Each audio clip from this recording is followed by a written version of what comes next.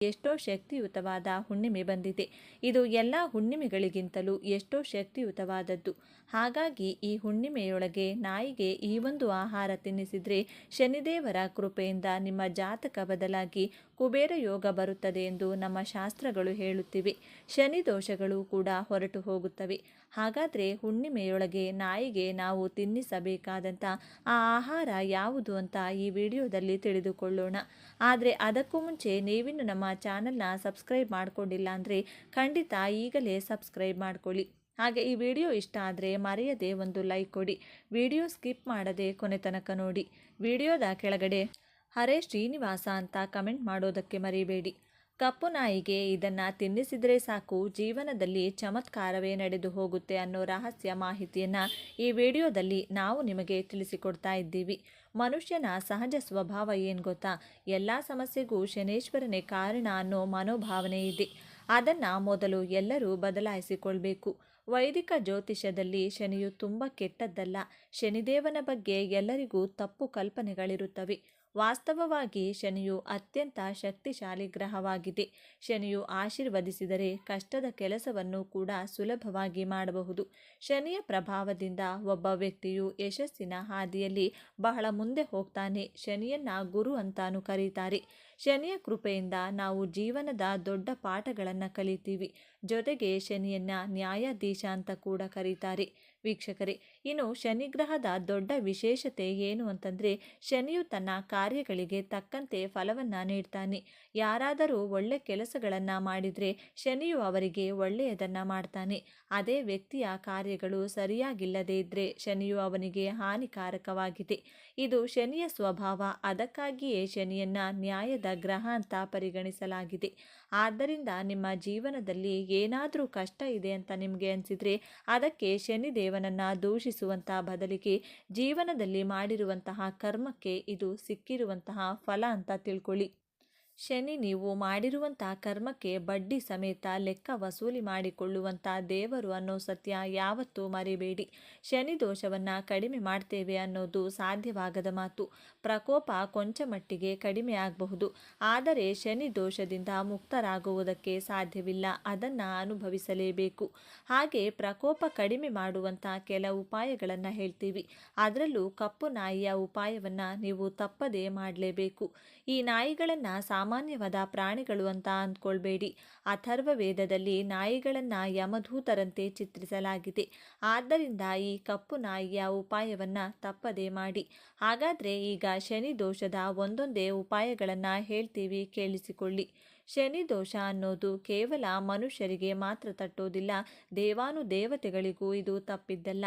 ಆದ್ದರಿಂದ ಈ ದೋಷದಿಂದ ಮುಕ್ತಿಯಾಗಲೆಂದೇ ಈ ಉಪಾಯಗಳನ್ನು ನೀವು ಮಾಡಬೇಕು. ಈ ಮೊದಲನೇ ಉಪಾಯ ಮಾಡೋದ್ರಿಂದ ಕೇವಲ ಶನಿದೋಷದ ಪ್ರಕೋಪ ಕಡಿಮೆ ಮಾಡೋದಲ್ಲದೆ ಸಾಡೆ ಸಾತಿಯ ಪ್ರಕೋಪ ಕೂಡ ಕಡಿಮೆ ಮಾಡುತ್ತದೆ.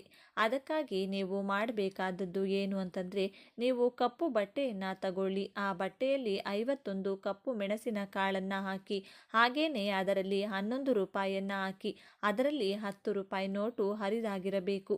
ಅಲ್ಲದೆ ಹೊಸ 1 ರೂಪಾಯಿ ನಾಣ್ಯವನ್ನು ಕೂಡ ಹಾಕಬೇಕು. ನೀವೀಗ ಅದಕ್ಕೆ ಗಂಟಿನ ರೂಪ ಕೊಟ್ಟು ಕೊನೆಯದಾಗಿ ಅದಕ್ಕೆ ಕಪ್ಪು ದಾರದಿಂದ ಕಟ್ಟಿಬಿಟ್ರೆ ಸಾಕು. ಈಗ ನೀವು ಈ ಗಂಟನ್ನು ಯಾವುದಾದರೂ ಶನಿವಾರದಂದು ಸೂರ್ಯಾಸ್ತದ ನಂತರ ಶನಿ ದೇವಾಲಯಕ್ಕೆ ಹೋಗಿ ಪ್ರಾರ್ಥನೆ ಮಾಡಿ ಕೊನೆಗೆ ಆ ಗಂಟನ್ನು ಯಾರಿಗಾದರೂ ಕೊಟ್ಟು ಬಂದು ಬಿಡಿ. ಇನ್ನು ನೀವು ಯಾವುದಾದರೂ ವ್ಯಾಪಾರ ಮಾಡ್ತಾ ಇದ್ದರೆ ಆ ವ್ಯಾಪಾರದಲ್ಲಿ ನಿಮಗೆ ನಷ್ಟ ಆಗ್ತಾ ಇದ್ದಲ್ಲಿ ಈ ಉಪಾಯವನ್ನು ತಪ್ಪದೇ ಮಾಡಲೇಬೇಕು. ಇದರಿಂದ ನಿಮ್ಮ ಮುಳುಗುತ್ತಿರುವಂತಹ ವ್ಯಾಪಾರ ಹಂತ ಹಂತವಾಗಿ ಲಾಭ ಮಾಡ್ತಾ ಹೋಗುತ್ತೆ. ಅದಕ್ಕಾಗಿ ನೀವು ಈ ಪರಿಹಾರವನ್ನು ಹೇಗೆ ಮಾಡಬೇಕು ಅಂತಂದರೆ, ನೀವು ಶನಿವಾರದ ದಿನದಂದು ಸೂರ್ಯಾಸ್ತದ ನಂತರ ಶನಿ ದೇವಾಲಯಕ್ಕೆ ಹೋಗಿ ಅಲ್ಲಿ ಶನಿದೇವರ ಮುಂದೆ ಸಾಸಿವೆ ಎಣ್ಣೆಯ ದೀಪವನ್ನು ಹಚ್ಚಬೇಕು. ಈಗ ಆ ದೀಪದಲ್ಲಿ ಒಂದು ಕಪ್ಪು ಮೆಣಸನ್ನು ಹಾಕಬೇಕು. ಈಗ ಶನಿದೇವರ ಮೂರ್ತಿಯ ಮುಂದೆ ನಿಲ್ಲಬೇಕು. ಹೀಗೆ ನಿಂತಾಗ ಯಾವ ಕಾರಣಕ್ಕೂ ಶನಿದೇವನ ಕಣ್ಣಲ್ಲಿ ಕಣ್ಣಿಟ್ಟು ನೋಡಬೇಡಿ. ಈಗ ಕೈಯಲ್ಲಿ ಒಂದು ಕಪ್ಪು ಬಟ್ಟೆಯನ್ನು ತಗೊಳ್ಳಿ. ಅದರೊಳಗೆ ಒಂದು ಮುಷ್ಟಿ ಕರಿಮೆಣಸನ್ನು ಹಾಕಿಬಿಡಿ. ಈಗ ಆ ಕಪ್ಪು ಮೆಣಸಿನ ಕಾಳಿನೊಳಗೆ ಹೊಸ 1 ರೂಪಾಯಿ ನಾಣ್ಯವನ್ನು ಹಾಕಿ. ಹಾಗೇನೆ 11 ಲವಂಗವನ್ನು ಅದರೊಳಗೆ ಹಾಕಿದರೆ ಸಾಕು. ಈಗ ಶನಿದೇವನ ಮುಂದೆ ನಿಮ್ಮ ಕಷ್ಟಗಳನ್ನು ಹೇಳಿಕೊಂಡು ಆ ಎಲ್ಲ ಕಷ್ಟಗಳು ದೂರವಾಗಲಿ ಅಂತ ಪ್ರಾರ್ಥನೆ ಮಾಡಿ, ಕೊನೆಯಲ್ಲಿ ಆ ಗಂಟನ್ನು ನಿಮ್ಮ ವ್ಯಾಪಾರ ಮಾಡುವಂಥ ಸ್ಥಳದಲ್ಲಿ ಹಣಕಾಸಿನ ವ್ಯವಹಾರ ಎಲ್ಲಿ ಮಾಡ್ತೀರೋ ಅಲ್ಲಿ ಬಚ್ಚಿಟ್ಟು ಬಿಡಿ. ಇಷ್ಟು ಮಾಡಿ ಆಗ ನಿಮಗೆ ಆ ಗಂಟಿನ ಚಮತ್ಕಾರ ಏನು ಅನ್ನೋದು ಗೊತ್ತಾಗುತ್ತೆ. ಇನ್ನು ಕೊನೆಯದಾಗಿ ನಾವು ಹೇಳೋದಕ್ಕೆ ಹೊರಟಿರುವಂಥ ಶಕ್ತಿಶಾಲಿ ಉಪಾಯ. ಈ ಉಪಾಯದಲ್ಲಿ ಕಪ್ಪು ನಾಯಿಯ ಪಾತ್ರ ತುಂಬಾ ಪ್ರಮುಖವಾಗಿರೋದು. ಇದನ್ನು ನಿಮ್ಮ ಮನೆಯಲ್ಲಿ ಯಾರಾದರೂ ಅನಾರೋಗ್ಯದಿಂದ ಒದ್ದಾಡುತ್ತಿದ್ದರೆ ಅಂಥವರಿಗಾಗಿ ಈ ಉಪಾಯವನ್ನು ಮಾಡಿ. ಈ ಉಪಾಯವನ್ನು 5 ಶನಿವಾರ ಮಾಡಬೇಕು. ಈ ಉಪಾಯಕ್ಕಾಗಿ ಮೊದಲಿಗೆ 11 ಕರಿಮೆಣಸಿನ ಕಾಳನ್ನು ತಗೊಳ್ಳಿ. ಆ ಮೆಣಸಿನ ಕಾಳುಗಳನ್ನು ಅನಾರೋಗ್ಯದಿಂದ ಒದ್ದಾಡ್ತಾ ಇರುವವರ ಎಡಗೈಯಲ್ಲಿ ಇಟ್ಟು ಬಿಡಿ. ಈಗ ಬಲಗೈಯಲ್ಲಿ 7 ರೊಟ್ಟಿಗಳನ್ನು ಕೊಡಿ. ಈಗ ಎಡಗೈಯಲ್ಲಿರೋದನ್ನ ಅವರ ದೇಹದ ಎಡಗಡೆ ಕಡೆಯಿಂದ ಬಲಗಡೆಗೆ 7 ಬಾರಿ ಸುತ್ತಾಕೋದಕ್ಕೆ ಹೇಳಿ. ಕೊನೆಗೆ ಎಡಗೈಯಲ್ಲಿರುವಂಥ ಮೆಣಸಿನ ಕಾಳನ್ನು ಮನೆಯ ಹೊರಗಡೆ ಯಾರೂ ಓಡಾಡದ ಜಾಗದಲ್ಲಿ ಬಿಸಾಕಿ ಬರಬೇಕು. ಹೀಗೆ ಬಿಸಾಕಿ ಬರುವಾಗ ಬಲಗೈಯಲ್ಲಿರುವಂಥ ರೊಟ್ಟಿಯನ್ನು ಕೂಡ ಕಪ್ಪು ನಾಯಿಗೆ ತಿನ್ನಿಸಿ ಬರಬೇಕು. ಇಷ್ಟು ಮಾಡಿ ಆನಂತರ ಶನಿ ತನ್ನಿಂದ ತಾನೇ ಕೊಂಚ ಮಟ್ಟಿಗೆ ಶಾಂತ ಆಗ್ತಾ ಹೋಗೋದು ನಿಮ್ಮ ಅನುಭವಕ್ಕೂ ಬರುತ್ತದೆ. ಇನ್ನು ಹಾಗೆಯೇ ವಿಪರೀತವಾಗಿ ನೆಗೆಟಿವ್ ಎನರ್ಜಿ ಇದ್ದರೆ, ದುಡ್ಡು ಕಾಸು ಕೈನಲ್ಲಿ ಚೆನ್ನಾಗಿ ನಿಲ್ಲದೇ ಇದ್ದರೆ, ಸಂಪಾದನೆ ಮಾಡಿದಂಥ ಹಣ ಕೈನಲ್ಲಿ ನಿಲ್ಲೋದಿಲ್ಲ, ದುಡ್ಡು ನೀರಿನಂತೆ ಖರ್ಚಾಗುತ್ತಿದ್ರೆ, ಈ ರೀತಿಯಾಗಿ ಹಣ ಕೈಗೆ ಬಾರದೇ ಇದ್ದಾಗ, ಇಂತಹ ಸಂದರ್ಭದಲ್ಲಿ ಅದರಲ್ಲೂ ಸೋಮವಾರದ ದಿನದಂದು ಬೆಳಿಗ್ಗೆ 6 ಗಂಟೆಯಿಂದ 7 ಗಂಟೆಯ ಒಳಗಾಗಿ ಚಂದ್ರೋರ ಎನ್ನುವ ಒಂದು ವಿಶೇಷ ಸಮಯ ಇರುತ್ತದೆ. ಈ ಒಂದು ಸಮಯದಲ್ಲಿ ಕಲ್ಲುಪ್ಪನ್ನು ನಿಮ್ಮ ಎಡಗೈ ಮುಷ್ಟಿಯಲ್ಲಿ ಹಿಡಿದು ನಿಮ್ಮ ಮನೆಯಲ್ಲಿ ಸಿಂಕ್ನಲ್ಲಿ ಆಗಿರಬಹುದು ಅಥವಾ ನಲ್ಲಿಯ ಕೆಳಗೆ ನೀರನ್ನು ಬಿಡುತ್ತಾ ಅದರ ಕೆಳಗೆ ಕೈಯನ್ನು ಇಟ್ಟು ನೀರಿನ ಜೊತೆಗೆ ಉಪ್ಪು ನಿಮ್ಮ ಕೈನಿಂದ ಹರಿದು ಹೋಗುವ ಹಾಗೆ ಮಾಡಬೇಕು. ಹೀಗೆ ಮಾಡೋದ್ರಿಂದಾನೇ ನೀರಿನ ಜೊತೆಗೆ ಉಪ್ಪು ಹೋದಂತೆ ನಿಮಗಿರುವಂತಹ ಎಲ್ಲ ನೆಗೆಟಿವ್ ಶಕ್ತಿಗಳು ನಿಮ್ಮಿಂದ ದೂರವಾಗ್ತಾ ಹೋಗುತ್ತದೆ. ಹಾಗೆಯೇ ಗಂಡ ಹೆಂಡತಿ ನಡುವೆ ಹೆಚ್ಚು ಗಲಾಟೆಗಳು ಕಲಹಗಳು ಹೆಚ್ಚಿದ್ರೆ ಕಲ್ಲುಪ್ಪಿನಿಂದ ಹೀಗೆ ಮಾಡಬೇಕಾಗುತ್ತೆ. 4 ಒಣಮೆಣಸಿನಕಾಯಿಗಳು, 4 ಲವಂಗ, ಸ್ವಲ್ಪ ಕಲ್ಲುಪ್ಪು ಇವುಗಳನ್ನು ಒಂದು ಕೆಂಪು ವಸ್ತ್ರದಲ್ಲಿ ಕಟ್ಟಿ ಒಂದು ಖಾಲಿ ಗಾಜಿನ ಬಾಟಲಿಯಲ್ಲಿ ಅದನ್ನು ಇಡಬೇಕು. ಇದನ್ನು ಗಂಡ ಹೆಂಡತಿ ಮಲಗುವಂತಹ ಕೋಣೆಯಲ್ಲಿ ಒಂದು ಮೂಲೆಯಲ್ಲಿ ಇಡಬೇಕು. ಇದರಿಂದ ಗಂಡ ಹೆಂಡತಿ ನಡುವೆ ಇದ್ದಂಥ ಎಂತಹದ್ದೇ ಕಲಹಗಳು ಮನಸ್ತಾಪಗಳು ದೂರವಾಗಿ ಗಂಡ ಹೆಂಡತಿ ನಡುವೆ ಪ್ರೀತಿ ಬಾಂಧವ್ಯ ಅನ್ನೋದು ಹೆಚ್ಚಾಗುತ್ತದೆ. ವೀಕ್ಷಕರೇ, ನೋಡಿದ್ರಲ್ಲ, ಕಪ್ಪು ನಾಯಿಗೆ ಇದನ್ನು ತಿನ್ನಿಸಿದರೆ ಸಾಕು, ಜೀವನದಲ್ಲಿ ಚಮತ್ಕಾರವೇ ನಡೆದು ಹೋಗುತ್ತೆ ಅನ್ನೋ ಮಾಹಿತಿಯನ್ನು ತಿಳಿಸಿಕೊಟ್ಟಂಥ ಇವತ್ತಿನ ಈ ವಿಡಿಯೋ ನಿಮಗೆ ಇಷ್ಟ ಆಗಿದೆ ಅಂತ ಭಾವಿಸ್ತೀನಿ. ಇಷ್ಟ ಆದರೆ ಈ ವಿಡಿಯೋಗೆ ಈಗಲೇ ಒಂದು ಲೈಕ್ ಕೊಡಿ. ಅಷ್ಟೇ ಅಲ್ಲ, ನಿಮ್ಮ ಸ್ನೇಹಿತರಿಗೆ ಮತ್ತು ನಿಮ್ಮ ಸಂಬಂಧಿಕರಿಗೂ ಈ ವಿಡಿಯೋವನ್ನು ಶೇರ್ ಮಾಡೋದಕ್ಕೆ ಮರೆಯಬೇಡಿ. ಚಾನಲ್ನ ಸಬ್ಸ್ಕ್ರೈಬ್ ಆಗಿ. ಸಮಸ್ತ ವೀಕ್ಷಕರಿಗೆ ಮಾತೆ ಮಹಾಲಕ್ಷ್ಮಿಯ ಆಶೀರ್ವಾದ ಸದಾ ಇರಲಿ ಅಂತ ಕೇಳ್ತಾ, ಶನಿವಾರದ ದಿನ ತುಳಸಿ ಗಿಡದ ಬುಡದಲ್ಲಿ ಈ ಒಂದು ವಸ್ತುವನ್ನು ಇಟ್ಟರೆ ಸಾಕು, ಕೇವಲ 24 ಗಂಟೆಗಳಲ್ಲಿ ನಿಮ್ಮ ಜಾತಕವೇ ಬದಲಾಗಿ ಬಿಡುತ್ತದೆ. ನಿಮ್ಮ ದೆಸೆ ತಿರುಗುತ್ತದೆ. ದರಿದ್ರ ಲಕ್ಷ್ಮಿ ಕಷ್ಟಗಳು ಸಮಸ್ಯೆಗಳೆಲ್ಲ ಮಟಾಶಾಗುತ್ತವೆ. ಆರ್ಥಿಕ ಸಮಸ್ಯೆಗಳು ದೂರವಾಗಿ ಸಾಲದ ಬಾಧೆಯಿಂದ ಮುಕ್ತಿ ಸಿಗುತ್ತದೆ. ಮುಖ್ಯವಾಗಿ ನಿಮ್ಮ ಜಾತಕದಲ್ಲಿರುವ ಎಂತಹುದೇ ದೋಷಗಳಿದ್ದರೂ ಅವು ನಿವಾರಣೆಯಾಗಿ ಗ್ರಹಗಳು ನಿಮಗೆ ಅನುಕೂಲಕರವಾಗಿ ಬದಲಾಗುತ್ತವೆ ಅಂತ ನಮ್ಮ ಶಾಸ್ತ್ರಗಳು ಹೇಳ್ತವೆ. ತುಳಸಿ ಗಿಡದ ಬಗ್ಗೆ ನಮಗೆಲ್ಲರಿಗೂ ಗೊತ್ತೇ ಇದೆ ಅಲ್ವಾ? ಮನೆಯಲ್ಲಿ ತುಳಸಿ ಗಿಡ ಬೆಳೆಸುವವರಿಗೆ ಯಾವಾಗಲೂ ಒಳ್ಳೆಯದೇ ಆಗುತ್ತದೆ. ತುಳಸಿ ಅತಿ ಪವಿತ್ರವಾದ ಸಸ್ಯ. ನಮ್ಮೆಲ್ಲರ ಮನೆಗಳಲ್ಲೂ ತುಳಸಿ ಕಟ್ಟೆ ಇರುತ್ತೆ. ಪುರಾಣಗಳ ಪ್ರಕಾರ ತುಳಸಿ ಗಿಡವನ್ನು ಸಾಕ್ಷಾತ್ ಮಹಾಲಕ್ಷ್ಮಿಯ ಸ್ವರೂಪ ಅಂತಲೇ ಭಾವಿಸಲಾಗುತ್ತದೆ. ಅದಕ್ಕೆ ಶ್ರೀ ಮಹಾವಿಷ್ಣುವಿಗೆ ತುಳಸಿ ದಳಗಳನ್ನು ಅರ್ಪಿಸಿ ಪೂಜೆ ಮಾಡ್ತಾರೆ. ಇನ್ನು ಶನಿವಾರದ ದಿನ ಈ ರೀತಿ ತುಳಸಿ ಪೂಜೆ ಮಾಡುವುದರಿಂದ ಮನೆಯಲ್ಲಿ ಸಂಪತ್ತು ದುಪ್ಪಟ್ಟಾಗುತ್ತದೆ ಅನ್ನೋದು ಕೋಟ್ಯಾಂತರ ಜನರ ನಂಬಿಕೆ. ಆಯುರ್ವೇದ ಶಾಸ್ತ್ರದ ಪ್ರಕಾರ ಕೂಡ ತುಳಸಿ ಗಿಡದಲ್ಲಿ ಅಪಾರವಾದ ಔಷಧೀಯ ಗುಣಗಳಿವೆ. ಇದನ್ನು ಮನೆಯ ಅಂಗಳದಲ್ಲಿ ಇಡೋದ್ರಿಂದ ಮನೆಗೆ ಯಾವುದೇ ನೆಗೆಟಿವ್ ಎನರ್ಜಿ ಅಂದರೆ ನಕಾರಾತ್ಮಕ ಶಕ್ತಿಗಳು ಬರದಂತೆ ತಡೆಯಬಹುದು. ಅಷ್ಟೇ ಅಲ್ಲ, ಇದು ಸಕಾರಾತ್ಮಕ ಶಕ್ತಿಯನ್ನು ಮನೆಗೆ ಆಕರ್ಷಿಸುತ್ತದೆ. ಅದಕ್ಕೆ ತುಳಸಿ ಗಿಡವನ್ನು ಅಷ್ಟೊಂದು ಪವಿತ್ರ ಅಂತ ಕರೆಯೋದು. ಇನ್ನು ವಾಸ್ತುಶಾಸ್ತ್ರದ ಪ್ರಕಾರ ತುಳಸಿ ಗಿಡವನ್ನು ಯಾವಾಗಲೂ ಪೂರ್ವ ದಿಕ್ಕಿನಲ್ಲೇ ಇಡಬೇಕು. ಇದರಿಂದ ಅತ್ಯಂತ ಶುಭ ಫಲಿತಾಂಶಗಳು ಸಿಗುತ್ತವೆ. ಒಂದು ವೇಳೆ ನಿಮ್ಮ ಮನೆಯಲ್ಲಿ ಪೂರ್ವ ದಿಕ್ಕಿನಲ್ಲಿ ಜಾಗ ಇಲ್ಲ ಅಂದರೆ ಮುಖ್ಯ ದ್ವಾರದ ಎದುರಿಗೆ ಇಡುವುದರಿಂದಲೂ ಮನೆ ಪಾಸಿಟಿವ್ ಎನರ್ಜಿ ಬರುತ್ತದೆ. ಇದರ ಜೊತೆಗೆ ಮಹಾಲಕ್ಷ್ಮಿಯ ಅನುಗ್ರಹ ನಿಮ್ಮ ಮೇಲೆ ಸದಾ ಇರುತ್ತದೆ. ಕೆಲವರು ತಮ್ಮ ಮನೆಯ ಟೆರೆಸ್ ಅಂದರೆ ಮೇಲ್ಛಾವಣಿಯ ಮೇಲೆ ತುಳಸಿ ಗಿಡವನ್ನು ಇಡ್ತಾರೆ. ಆದರೆ ವಾಸ್ತು ಪ್ರಕಾರ ಆ ರೀತಿ ಎಂದಿಗೂ ಮಾಡಬಾರ್ದು. ಹೀಗೆ ಮಾಡೋದ್ರಿಂದ ಅಶುಭ ಫಲಿತಾಂಶಗಳು ಬರುತ್ತವೆ ಅಂತ ವಾಸ್ತು ತಜ್ಞರು ಎಚ್ಚರಿಸುತ್ತಾರೆ. ಹಾಗೆ ಮುಳ್ಳಿನ ಗಿಡಗಳ ಪಕ್ಕದಲ್ಲೂ ತುಳಸಿ ಗಿಡವನ್ನು ಇಡಬಾರ್ದು. ಆದರೆ ಬಾಳೆ ಗಿಡದ ಪಕ್ಕದಲ್ಲಿ ತುಳಸಿ ಗಿಡವನ್ನು ಆರಾಮವಾಗಿ ನೆಡಬಹುದು. ಯಾಕೆಂದರೆ ಬಾಳೆ ಗಿಡದಲ್ಲಿ ವಿಷ್ಣುಮೂರ್ತಿ ನೆಲೆಸಿದ್ದಾರೆ ಅನ್ನೋದು ನಂಬಿಕೆ ಇದೆ. ತುಳಸಿ ಗಿಡದಲ್ಲಿ ಲಕ್ಷ್ಮೀ ದೇವಿ ಇರೋದ್ರಿಂದ ಇವೆರಡನ್ನೂ ಪಕ್ಕದಲ್ಲಿ ಇಟ್ಟು ಪೂಜಿಸಿದರೆ ಲಕ್ಷ್ಮೀನಾರಾಯಣರನ್ನ ಒಟ್ಟಿಗೆ ಪೂಜಿಸಿದ ಮಹಾಪುಣ್ಯ ಸಿಗುತ್ತದೆ. ಅಂದಹಾಗೆ ವೀಕ್ಷಕರೇ, ಶಾಸ್ತ್ರಗಳ ಪ್ರಕಾರ ತುಳಸಿ ಗಿಡಕ್ಕೆ ನೀರು ಹಾಕುವಾಗಲೂ ಕೆಲವು ನಿಯಮಗಳನ್ನು ಪಾಲಿಸಬೇಕು.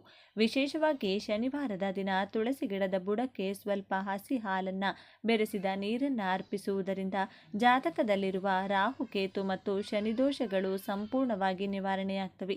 ಅಷ್ಟೇ ಅಲ್ಲ, ಶನಿವಾರದ ದಿನ ಸೂರ್ಯಾಸ್ತದ ನಂತರ ತುಳಸಿ ಕಟ್ಟೆಯ ಮುಂದೆ ತುಪ್ಪದ ದೀಪ ಹಚ್ಚಿ ಅದಕ್ಕೆ ಒಂದು ಚಿಟಿಕೆ ಅರಿಶಿನ ಹಾಕೋದ್ರಿಂದ ಮನೆಯಲ್ಲಿ ಧನಯೋಗ ಶುರುವಾಗುತ್ತದೆ. ಇಷ್ಟೊಂದು ಪ್ರಾಮುಖ್ಯತೆ ಇರೋ ಈ ತುಳಸಿ ಗಿಡದ ಬುಡದಲ್ಲಿ ಶನಿವಾರದ ದಿನ ಈ ಒಂದು ಸಣ್ಣ ಪರಿಹಾರ ಮಾಡಿದರೆ ನಿಮ್ಮ ಜಾತಕವೇ ಬದಲಾಗುತ್ತದೆ. ಸಾಲದ ಬಾಧೆ, ಆರ್ಥಿಕ ನಷ್ಟಗಳೆಲ್ಲ ಕರಗಿ ಹೋಗ್ತವೆ ಅಂತ ಸಿದ್ಧಶಾಸ್ತ್ರ ಹೇಳುತ್ತದೆ. ನಿಮ್ಮಲ್ಲಿ ತುಂಬ ಜನರಿಗೆ ಜಾತಕ ದೋಷಗಳು ಕಾಡ್ತಿರಬಹುದು. ಅಂಥವರು ಶನಿವಾರ ಈ ಪರಿಹಾರ ಮಾಡಿದರೆ ಸಾಕು, ಜಾತಕ ಅದ್ಭುತವಾಗಿ ಬದಲಾಗುತ್ತದೆ. ಹಾಗಾದರೆ ಶನಿವಾರದ ದಿನ ತುಳಸಿ ಗಿಡದ ಬುಡದಲ್ಲಿ ಏನಿಡಬೇಕು ಅನ್ನೋದನ್ನು ಈಗ ಈ ವಿಡಿಯೋದಲ್ಲಿ ತಿಳಿದುಕೊಳ್ಳೋಣ. ಅದಕ್ಕಿಂತ ಮುಂಚೆ ಈ ವಿಡಿಯೋಗೆ ಒಂದು ಲೈಕ್ ಮಾಡಿ, ನಮ್ಮ ಚಾನಲ್ ಸಬ್ಸ್ಕ್ರೈಬ್ ಮಾಡ್ಕೊಳ್ಳಿ. ಹಾಗೆ ಕಮೆಂಟ್ ಬಾಕ್ಸ್ನಲ್ಲಿ ಭಕ್ತಿಯಿಂದ ಓಂ ಶ್ರೀ ತುಳಸಿ ದೇವಿಯೇ ನಮಃ ಅಂತ ಬರೆಯೋದನ್ನು ಮರಿಬೇಡಿ. ಇವೆಲ್ಲದಕ್ಕಿಂತ ಮುಂಚೆ ತನಗೆ ಕಷ್ಟ ಕೊಟ್ಟವರಿಗೂ ಉಪಕಾರ ಮಾಡಿದ ಒಂದು ಕೋಗಿಲೆಯ ಕೋಟಿ ಪುಣ್ಯ ಕಥೆಯನ್ನು ಕೇಳೋಣ ಬನ್ನಿ. ಹೌದು, ಈ ಕಥೆಯನ್ನು ಕೇಳಿದರೆ ಸಾಕು, ಈ ಜನ್ಮದ ಪಾಪಗಳೆಲ್ಲ ಕಳೆದು ಕೋಟಿ ಜನ್ಮದ ಮಹಾಪುಣ್ಯ ಸಿಗುತ್ತದೆ. ವಿಡಿಯೋವನ್ನು ಪೂರ್ತಿಯಾಗಿ ನೋಡಿದ್ರೇ ನಿಮಗೆ ಎಲ್ಲ ಅರ್ಥ ಆಗೋದು. ಅದೊಂದು ದಟ್ಟವಾದ ಕಾಡು. ಅಲ್ಲಿ ಒಂದು ದೊಡ್ಡ ಮರ ಇತ್ತು. ಅದರ ಮೇಲೆ ಗೂಡು ಕಟ್ಟಿಕೊಂಡು ಒಂದು ಕಾಗೆ ವಾಸ ಮಾಡ್ತಾ ಇತ್ತು. ಅದಕ್ಕೆ ಸ್ವಲ್ಪ ದೂರದಲ್ಲೇ ಇದ್ದ ಮತ್ತೊಂದು ಮರದ ಮೇಲೆ ಒಂದು ಕೋಗಿಲೆ ಕೂಡ ಇತ್ತು. ಒಂದು ದಿನ ಭೀಕರವಾದ ಗಾಳಿ, ಮಳೆ ಅಂದರೆ ಬಿರುಗಾಳಿ ಶುರುವಾಯಿತು. ಆ ಬಿರುಗಾಳಿಗೆ ಕೋಗಿಲೆ ಗೂಡು ಸಂಪೂರ್ಣವಾಗಿ ಹಾಳಾಗಿ ಹೋಯಿತು. ಕೋಗಿಲೆ ಮಳೆಯಲ್ಲಿ ಪೂರ್ತಿ ಒದ್ದೆಯಾಗಿ ಬಿಟ್ಟು, ಆದರೆ ಮಳೆ ಮಾತ್ರ ಕಡಿಮೆಯೇ ಆಗ್ತಿರಲಿಲ್ಲ. ಪಾಪ ಕೋಗಿಲಿಗೆ ತಡೆದುಕೊಳ್ಳಲು ಸಾಧ್ಯವಾಗಲಿಲ್ಲ. ಕೊನೆಗೆ ಅದು ಚಳಿಗೆ ನಡುಗುತ್ತಾ ಕಾಗೆಯ ಹತ್ತಿರ ಹೋಗಿ ಹೀಗೆ ಕೇಳುತ್ತದೆ, ಕಾಗೆಯಮ್ಮ ಕಾಗೆಯಮ್ಮ, ಈ ಒಂದು ದಿನ ಮಾತ್ರ ನನ್ನನ್ನು ನಿನ್ನ ಗೂಡಿನಲ್ಲಿ ಇರಲು ಬಿಡಮ್ಮ. ಈ ಬಿರುಗಾಳಿಗೆ ನನ್ನ ಗೂಡು ಬಿದ್ದು ಹೋಗಿದೆ ಅಂತ ಬೇಡಿಕೊಳ್ಳುತ್ತದೆ. ಆದರೆ ಕಾಗೆ ಮಾತ್ರ ತುಂಬ ಸಿಟ್ಟಿನಿಂದ, ನನ್ನ ಗೂಡಿನಲ್ಲಿ ನನ್ನ ಮಕ್ಕಳು ಮಲಗಿದ್ದಾರೆ, ಮೊದಲು ನೀನು ಇಲ್ಲಿಂದ ತೊಲಗು, ಇಲ್ಲಾಂದರೆ ಅವರ ನಿದ್ದೆ ಹಾಳಾಗುತ್ತೆ. ಹೇಗಿದ್ರೂ ನಾನು ನಿನ್ನನ್ನು ನನ್ನ ಗುಡಿಸಿನೊಳಗೆ ಸೇರಿಸಲ್ಲ ಅಂತ ಹೇಳಿಬಿಡುತ್ತದೆ. ಆಗ ಕೋಗಿಲೆ ಚಳಿಯಿಂದ ನಡುಗುತ್ತಾ, ಕನಿಷ್ಠ ಈ ಮಳೆ ನಿಲ್ಲುವವರೆಗಾದರೂ ನಿನ್ನ ಗೂಡಿನ ಕಂಠದಲ್ಲಾದರೂ ಜಾಗ ಕೊಡಮ್ಮ ಅಂತ ಕೇಳುತ್ತೆ. ಅದಕ್ಕೆ ಕಾಗೆ, ನಿನಗೆ ಎಷ್ಟು ಸಾರಿ ಅಂತ ಹೇಳಬೇಕು, ಮಕ್ಕಳು ಮಲಗಿದ್ದಾರೆ, ಮೊದಲು ಇಲ್ಲಿಂದ ಹೋಗು ಅಂತ ಅದನ್ನು ಅಲ್ಲಿಂದ ಓಡಿಸಿ ಬಿಡುತ್ತದೆ. ಸ್ವಲ್ಪ ಹೊತ್ತಿನಲ್ಲೇ ಮಳೆ ಗಾಳಿ ಎಲ್ಲ ನಿಂತು ಹೋಯಿತು. ಮೋಡಗಳೆಲ್ಲ ಸರಿದು ಎಂದಿನಂತೆ ಸೂರ್ಯ ಪ್ರಕಾಶಿಸಿದ. ಕೋಗಿಲೆ ಮತ್ತೆ ಹಾಡುತ್ತಾ ಮತ್ತೊಂದು ಮರದ ಮೇಲೆ ಹೊಸ ಗೂಡನ್ನು ಕಟ್ಟಿಕೊಳ್ಳಲು ಶುರು ಮಾಡಿತು. ಈ ಬಾರಿ ಹಳೆ ಅನುಭವ ಇತ್ತಲ್ವಾ, ಅದಕ್ಕೆ ಗೂಡನ್ನು ತುಂಬ ಗಟ್ಟಿಯಾಗಿ ಕಟ್ಟಿಕೊಂಡಿತ್ತು. ಕೆಲವು ದಿನಗಳ ನಂತರ ಮತ್ತೆ ಅದೇ ರೀತಿ ಭೀಕರ ಬಿರುಗಾಳಿ, ಮಳೆ ಶುರುವಾಯಿತು. ಕೋಗಿಲೆ ಈ ಬಾರಿ ಗೂಡನ್ನು ಗಟ್ಟಿಯಾಗಿ ಕಟ್ಟಿತ್ತಲ್ವಾ, ಹಾಗಾಗಿ ಅದಕ್ಕೆ ಏನೂ ಆಗಲಿಲ್ಲ. ಆದರೆ ಈ ಸಲ ಕಾಗೆಯ ಗೂಡು ಸಂಪೂರ್ಣವಾಗಿ ಧ್ವಂಸವಾಗಿ ಹೋಯಿತು. ಈ ಗೂಡಿನಲ್ಲಿ ಕಾಗೆಯ ಪುಟ್ಟ ಪುಟ್ಟ ಮಕ್ಕಳು ಇದ್ದವು. ಹಾಗಾಗಿ ಅದು ಒದ್ದೆಯಾಗುತ್ತಾ ಒದ್ದಾಡುತ್ತಾ ಕೋಗಿಲೆಯ ಗೂಡಿನ ಹತ್ತಿರ ಬಂದು, ಕೋಗಿಲಮ್ಮ ಕೋಗಿಲಮ್ಮ, ದಯವಿಟ್ಟು ನಮ್ಮನ್ನು ನಿನ್ನ ಗುಡಿಸಲಿನೊಳಗೆ ಸೇರಿಸಿಕೊ. ಮಕ್ಕಳೆಲ್ಲ ಮಳೆಯಲ್ಲಿ ಒದ್ದೆಯಾಗಿ ನಡುಗುತ್ತಿದ್ದಾರೆ. ಈ ಮಳೆ ನಿಲ್ಲುವವರೆಗಾದರೂ ನನ್ನ ಮಕ್ಕಳಿಗೆ ಆಶ್ರಯ ಕೊಡು, ನಿನಗೆ ಪುಣ್ಯ ಬರುತ್ತೆ ಅಂತ ಕೇಳುತ್ತೆ. ಕಾಗೆಗೆ ಮನಸ್ಸಿನಲ್ಲಿ ಒಂದು ಭಯ ಇತ್ತು. ನಾನೊಂದು ಇದಕ್ಕೆ ನನ್ನ ಗೂಡಿನಲ್ಲಿ ಜಾಗ ಕೊಡಲಿಲ್ಲ, ಇವತ್ತು ಇದು ನನ್ನನ್ನು ಒಳಗೆ ಸೇರಿಸಿಕೊಳ್ಳುತ್ತಾ ಅಥವಾ ಓಡಿಸಿ ಬಿಡುತ್ತಾ ಅಂತ ಹೆದರುತ್ತಾ ಇತ್ತು. ಆದರೆ ಕೋಗಿಲೆ ಕಾಗೆಯ ತರಹ ಕ್ರೂರಿಯಾಗಿರಲಿಲ್ಲ. ಅಯ್ಯೋ, ಏನೂ ಪರವಾಗಿಲ್ಲ ಕಾಗೆಮ್ಮ, ನೀನು ಮತ್ತೆ ಹೊಸ ಗೂಡು ಕಟ್ಟಿಕೊಳ್ಳುವವರೆಗೂ ನೀವೆಲ್ಲರೂ ಇಲ್ಲೇ ಇರಬಹುದು ಅಂತ ಹೇಳಿ ಬಾಗಿಲು ತೆಗೆದು ಎಲ್ಲರನ್ನೂ ಒಳಗಡೆ ಸೇರಿಸಿಕೊಳ್ಳುತ್ತೆ. ಕೋಗಿಲೆಯ ಈ ದೊಡ್ಡ ಗುಣವನ್ನು ನೋಡಿ ಕಾಗೆಗೆ ತುಂಬ ನಾಚಿಕೆಯಾಗುತ್ತದೆ. ಅದು ಕಣ್ಣೀರು ಹಾಕುತ್ತಾ, ಕಳೆದ ಬಾರಿ ಮಳೆ ಬಂದಾಗ ನಾನು ನಿನ್ನನ್ನು ನನ್ನ ಗುಡಿಲಿನೊಳಗೆ ಒಂದು ಹೆಜ್ಜೆಯೂ ಇಡಲು ಬಿಡಲಿಲ್ಲ. ಆದರೆ ನೀನು ಆ ಹಳೆ ದ್ವೇಷವನ್ನು ಮನಸ್ಸಿನಲ್ಲಿಟ್ಟುಕೊಳ್ಳದೆ ನನ್ನನ್ನು, ನನ್ನ ಮಕ್ಕಳನ್ನು ಕಾಪಾಡಿದೆ. ನಿನ್ನ ಈ ಒಳ್ಳೆಯತನ ನನ್ನ ಕಣ್ಣು ತೆರೆಸಿತು. ಇನ್ಮೇಲೆ ನಾನು ಯಾರೊಂದಿಗೂ ಈ ರೀತಿಯಾಗಿ ಕೆಟ್ಟದಾಗಿ ನಡೆದುಕೊಳ್ಳಲ್ಲ.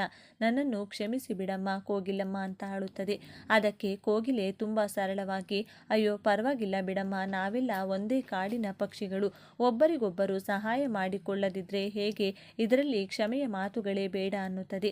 ಅಂದಿನಿಂದ ಕಾಗೆ ಮತ್ತು ಕೋಗಿಲೆ ಆ ಕಾಡಿನಲ್ಲಿ ಎಲ್ಲರಿಗೂ ಸಹಾಯ ಮಾಡ್ತಾ ನೆಮ್ಮದಿಯಿಂದ ಬಾಳಿದವು. ಇನ್ನು ವಿಷಯಕ್ಕೆ ಬರೋದಾದ್ರೆ, ಇತ್ತೀಚಿನ ದಿನಗಳಲ್ಲಿ ತುಂಬ ಜನ ಹಣದ ಸಮಸ್ಯೆಯಿಂದ ಬಳಲುತ್ತಿದ್ದಾರೆ. ಸಾಲದ ಬಾಧೆ, ಆರ್ಥಿಕ ಮುಗ್ಗಟ್ಟಿನಿಂದ ಅವಮಾನ ಅನುಭವಿಸುತ್ತಾ ಕಷ್ಟದ ಜೀವನ ಸಾಗಿಸುತ್ತಿದ್ದಾರೆ. ಕೆಲವರಿಗೆ ಜಾತಕದಲ್ಲಿ ದೋಷ, ಆ ಕಾರಣಕ್ಕೆ ಅವರು ಏನೇ ಕೆಲಸ ಮಾಡಿದ್ರೂ ಕೈ ಹಿಡಿಯಲ್ಲ ಅಂತ ಎಲ್ಲ ಸಮಸ್ಯೆಗಳನ್ನು ಎದುರಿಸುತ್ತಿರೋರು ಶನಿವಾರದ ದಿನ ಏನು ಮಾಡಬೇಕು ಅಂದರೆ, ಸ್ವಲ್ಪ ಶುದ್ಧವಾದ ಅರಿಶಿನವನ್ನು ತೆಗೆದುಕೊಳ್ಳಿ. ಆ ಅರಿಶಿನಕ್ಕೆ ಸ್ವಲ್ಪ ಹಸಿ ಹಾಲನ್ನು ಹಾಕಿ ಸಣ್ಣದಾಗಿ, ಅಂದರೆ ಒಂದು ಗೋಲಿ ಗಾತ್ರದಷ್ಟು ಉಂಡೆಯನ್ನು ಮಾಡಿ, ನಂತರ ಆ ಅರಿಶಿನದ ಉಂಡೆಯನ್ನು ನಿಮ್ಮ ಕೈಯಲ್ಲಿ ಹಿಡಿದುಕೊಂಡು ನಿಮ್ಮ ಇಡೀ ಮನೆಯನ್ನು ಒಂದು ರೌಂಡ್ ಸುತ್ತಿ, ಅಂದರೆ ಬೆಡ್ರೂಮ್, ಕಿಚನ್, ಹಾಲ್, ಬಾತ್ರೂಮ್, ಹೀಗೆ ಎಲ್ಲ ರೂಮ್ಗಳಿಗೂ ಹೋಗಿ ಬನ್ನಿ. ಹೀಗೆ ಇಡೀ ಮನೆ ಸುತ್ತಿದ ನಂತರ ಅರಿಶಿನದ ಉಂಡೆಯನ್ನು ಕೈಯಲ್ಲಿ ಹಿಡಿದುಕೊಂಡು ನೀವು ಪೂಜೆ ಮಾಡುವ ತುಳಸಿ ಗಿಡದ ಹತ್ತಿರ ಹೋಗಿ, ಅಲ್ಲಿ ತುಳಸಿ ಗಿಡದ ಬುಡದಲ್ಲಿ ಮಣ್ಣಿನಲ್ಲಿ ಸಣ್ಣದಾಗಿ ಒಂದು ಗುಂಡಿ ತೆಗೆದು ಆ ಅರಿಶಿನದ ಉಂಡೆಯನ್ನು ಅದರಲ್ಲಿಟ್ಟು ತಕ್ಷಣ ಮಣ್ಣಿನಿಂದ ಮುಚ್ಚಿಬಿಡಿ. ಹೀಗೆ ಮಾಡಿದ ನಂತರ ತುಳಸಿ ದೇವಿಗೆ ಕೈ ಮುಗಿದು ನಮಸ್ಕಾರ ಮಾಡಿ, ಇಂದಿನಿಂದ ನಮ್ಮ ಮನೆಗೆ ಬೆನ್ನು ಹತ್ತಿದ್ದ ದರಿದ್ರವೆಲ್ಲ ತೊಲಗಿ ಹೋಯಿತು ಅಂತ ಮನಸ್ಸಿನಲ್ಲೇ ಅಂದುಕೊಂಡು ಮನೆ ಒಳಗೆ ಬನ್ನಿ. ಹೀಗೆ ಮಾಡೋದ್ರಿಂದ ನಿಮ್ಮ ಮನೆಗೆ ಕಾಡುತ್ತಿರುವ ದರಿದ್ರ ಲಕ್ಷ್ಮಿ ಮತ್ತು ನಿಮ್ಮ ಕಷ್ಟಗಳನ್ನೆಲ್ಲ ಆ ತುಳಸಿ ಗಿಡ ತನ್ನ ಕಡೆಗೆ ಎಳೆದುಕೊಳ್ಳುತ್ತದೆ. ಜಾತಕ ದೋಷಗಳನ್ನು ನಿವಾರಿಸಿ ಮನೆಗೆ ಧನಲಾಭವಾಗುವಂತೆ ಮಾಡುತ್ತದೆ. ಈ ಪರಿಹಾರವನ್ನು ಶನಿವಾರ ಬೆಳಿಗ್ಗೆ ಎದ್ದಾಗಿನಿಂದ ಹಿಡಿದು ರಾತ್ರಿ 7 ಗಂಟೆಯ ಒಳಗಾಗಿ ಯಾವ ಸಮಯದಲ್ಲಿ ಬೇಕಾದರೂ ಮಾಡಬಹುದು. ಹೆಣ್ಣು ಮಕ್ಕಳು ಅಥವಾ ಗಂಡು ಮಕ್ಕಳು ಯಾರು ಬೇಕಾದರೂ ಈ ಪರಿಹಾರವನ್ನು ಮಾಡಬಹುದು. ಆದರೆ ನೆನಪಿಡಿ, ಮುಟ್ಟಿನ ಸಮಯದಲ್ಲಿರೋ ಹೆಣ್ಣು ಮಕ್ಕಳು ಈ ಪರಿಹಾರವನ್ನು ಮಾಡಬಾರ್ದು.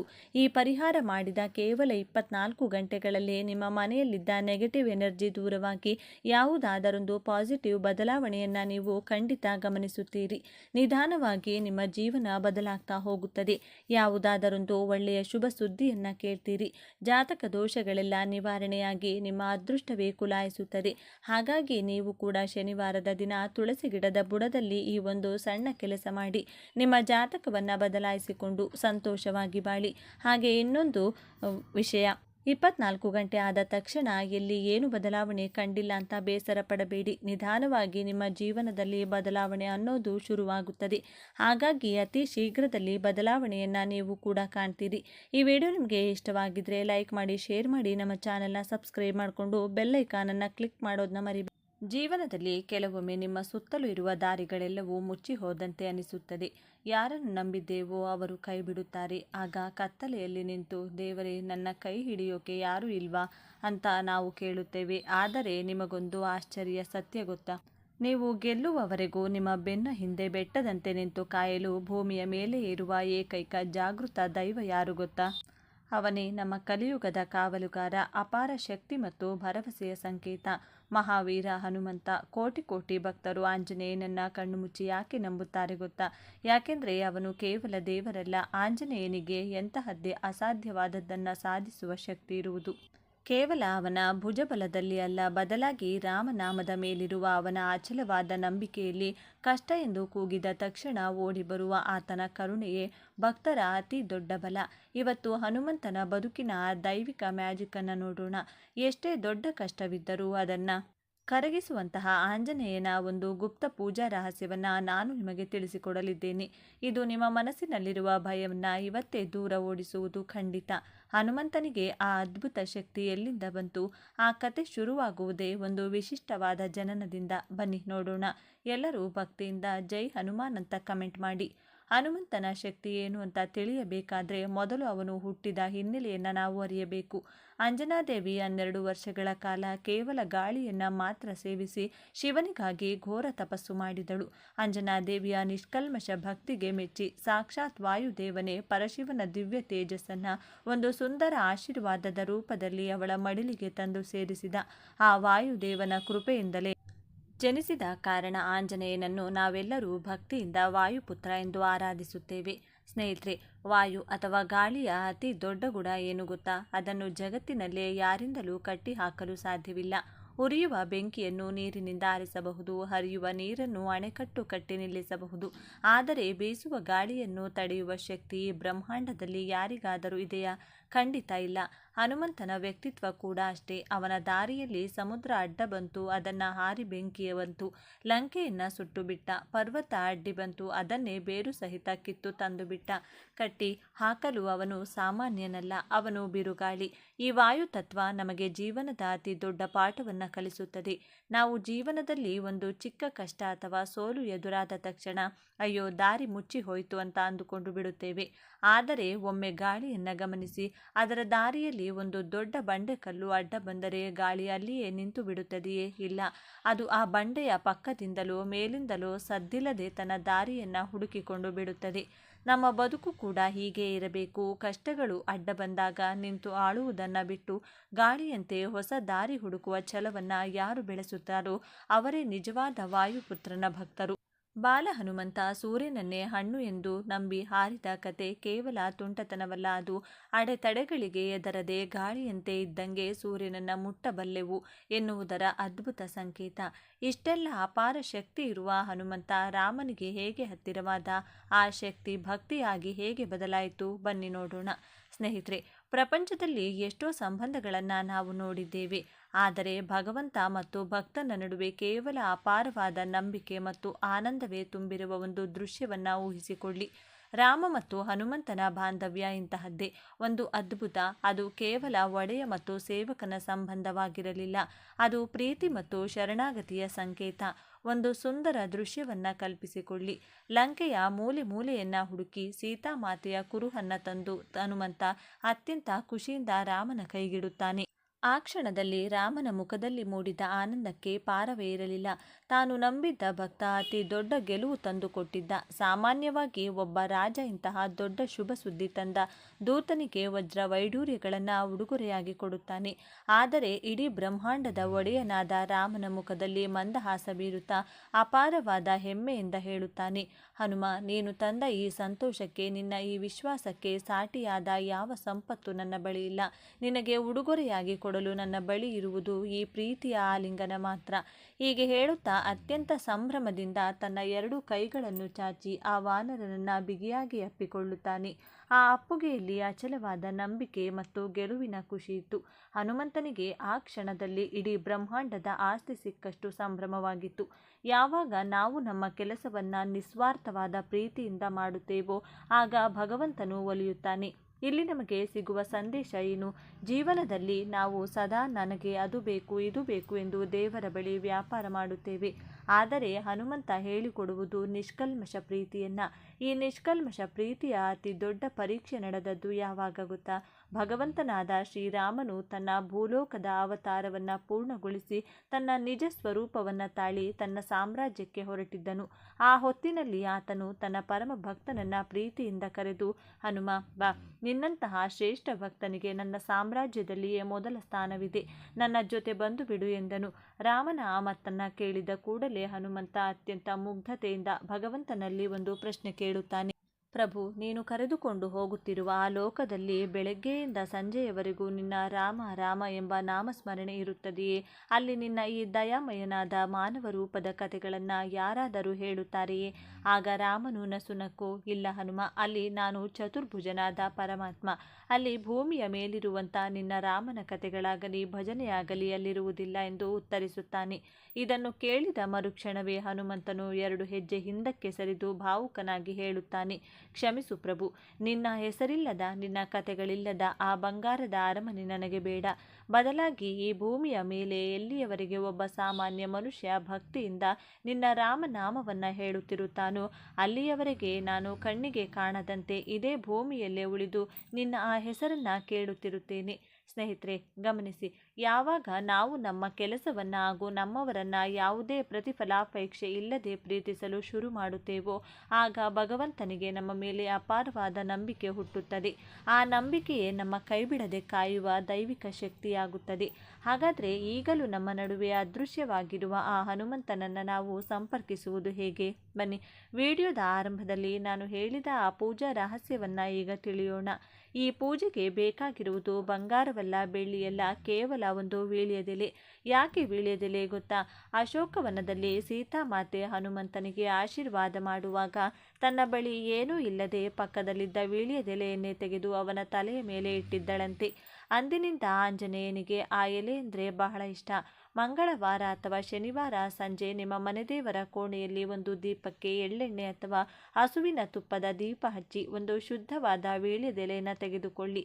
ಅದರ ಮೇಲೆ ಸ್ವಲ್ಪ ಸಿಂಧೂರವನ್ನು ಇಡಿ. ಅದನ್ನು ಹನುಮಂತನ ಫೋಟೋದ ಮುಂದಿಟ್ಟು ಭಕ್ತಿಯಿಂದ ಕೈಮುಗಿದು ಶ್ರೀರಾಮ ಜಯ ರಾಮ ಜಯ ಜಯ ರಾಮ ಎಂದು ಮನಸ್ಸಿನಲ್ಲೇ ಜಪಿಸಿ. ಈ ರೀತಿ ಶರಣಾದ ಭಕ್ತನಿಗೆ ವಾಯುಪುತ್ರ ಕಾವಲಾಗಿರುತ್ತಾನೆ. ಸ್ನೇಹಿತರೆ, ಹನುಮಂತ ಎಂದರೆ ಕೇವಲ ಪುರಾಣದ ಕಥೆಯಲ್ಲ, ಅವನು ಅಂತರಂಗದಲ್ಲಿರುವ ವಿಶ್ವಾಸ ಮತ್ತು ಧೈರ್ಯ. ಕಷ್ಟಗಳನ್ನು ನೋಡಿಯಾ? ಈ ಕಷ್ಟ ಎನ್ನುವ ಬದಲು ನನ್ನ ಜೊತೆ ಆಂಜನೇಯನಿದ್ದಾನೆ ಎಂದು ಘರ್ಜಿಸಿ. ಭಕ್ತಿಯಿಂದ ಕಮೆಂಟ್ ಬಾಕ್ಸ್ನಲ್ಲಿ ಜೈ ಬಜರಂಗಬಲಿ ಅಥವಾ ಜೈ ಶ್ರೀರಾಮ್ ಎಂದು ಬರೆಯಿರಿ. ಈ ಕತೆ ನಿಮಗೆ ಅಪಾರವಾದ ಧೈರ್ಯವನ್ನು ತಂದಿದೆ ಎಂದು ನಾನು ನಂಬಿದ್ದೇನೆ. ನಮ್ಮ ಸಂಸ್ಕೃತಿಯ ಇಂತಹ ಅದ್ಭುತ ಮಾಹಿತಿಗಾಗಿ ನಮ್ಮ ಚಾನೆಲ್ಗೆ ಸಬ್ಸ್ಕ್ರೈಬ್ ಆಗಿ. ಮುಂದಿನ ಸಂಚಿಕೆಯಲ್ಲಿ ಸಿಗೋಣ. ಧನ್ಯವಾದಗಳು.